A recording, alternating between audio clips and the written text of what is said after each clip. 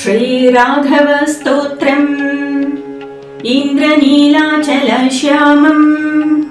इन्दीवरदृगुज्ज्वलम् इन्द्रादिदैवतैः सेव्यमीडे राघवनन्दनम् पालिताखिलदेवौघम्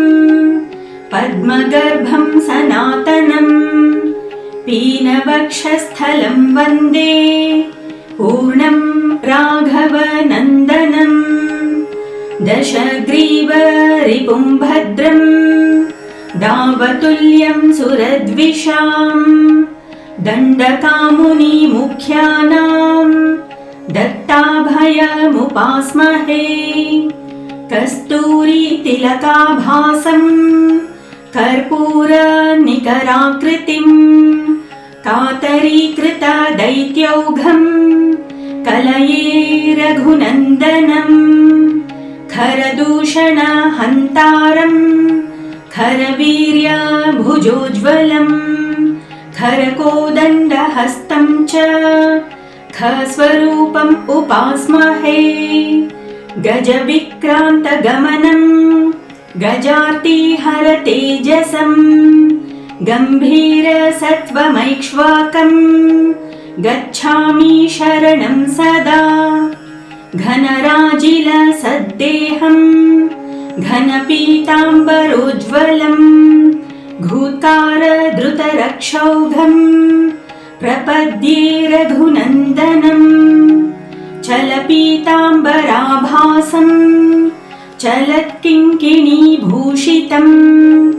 चन्द्रबिम्बमुखं वन्दे चतुरं रघुनन्दनम् सुस्मिताञ्चितवक्त्राब्जम् सुनूपुरपदद्वयम् सुदीर्घबाहुयुगलम् सुनाभिं राघवं भजे हसिताञ्चितनेत्राब्जम् हताखिलसुरद्विषम् हरिं रविकुलोद्भूतम् हाटकालङ्कृतं भजे रविकोटिनिभं शान्तम् राघवाणामलङ्कृतिम् रक्षोगणयुगान्ताग्निम् रामचन्द्रम् उपास्महे लक्ष्मीसमाश्रितोरस्कम् लावण्यमधुराकृतिम् लसदिन्दीवरश्यामम्